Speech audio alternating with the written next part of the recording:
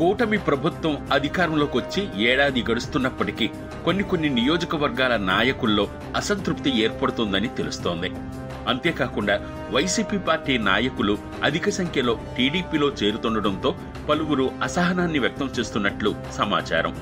దీనివల్ల టీడీపీ నాయకుల ప్రాధాన్యత తగ్గుతుందని, దీని ఫలితంగా ఇరు వర్గాల మధ్య ఘర్షణలకు దారితీస్తుందని పలువురు అభిప్రాయపడుతున్నారు. ప్రస్తుతం పీలేరు నియోజకవర్గంలో తెలుగు తమ్ముళ్లు అదే సమస్య ఎదుర్కొంటున్నారని పలువురు నేతలు భావిస్తున్నారు. ప్రస్తుతం అన్నమయ్య జిల్లాలో చేరిన పీలేరు నియోజకవర్గానికి ఒకప్పుడు నల్లారి అమరనాథ్ రెడ్డి ప్రాతినిధ్యం వహించారు.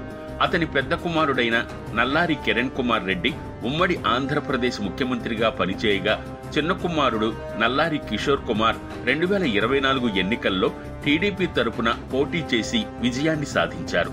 ఈ నియోజకవర్గంలో ఉన్న 6 మండలాల్లో తనకంటూ ఒక వర్గాన్ని కిషోర్ కుమార్ ఏర్పాటు చేసి వారికి ఎక్కువ ప్రాధాన్యత ఇస్తుండటంతో టీడీపీ నాయకుల్లో అసంతృప్తి ఎదురైనట్లు సమాచారం. దీంతో నల్లారి కిషోర్కి ఏమైందని పలువురు అసహనాన్ని వ్యక్తం చేస్తున్నారు. అంతేకాకుండా చాలా మంది వైసీపీ నుండి టీడీపీలో అధికంగా నాయకులు చేరుతుండటంతో నేతలు ఆగ్రహాన్ని వ్యక్తం చేస్తున్నారట.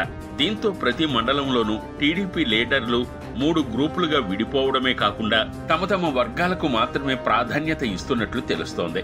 ఇక నల్లారి కిషోర్ తన వ్యాపారాల నిమిత్తం ఎక్కువగా హైదరాబాద్, బెంగళూరులోనే గడుపుతున్నారని, పీలేరు నియోజకవర్గాన్ని పట్టించుకోవడం లేదంటూ విమర్శలు తలెత్తుతున్నాయి.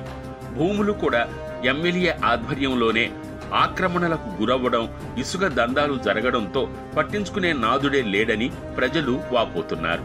దీంతో ఎమ్మెల్యే పద్ధతి నచ్చక తెలుగు తమ్ముళ్లు గ్రూపులుగా విడిపోయారని సమాచారం. ఇక ప్రజలు వారి సమస్యలను చెప్పుకునేందుకు నల్లారి కిషోర్ ఇంటికి వెళ్లేందుకు ధైర్యం చేయలేకపోతున్నారని తెలుస్తోంది.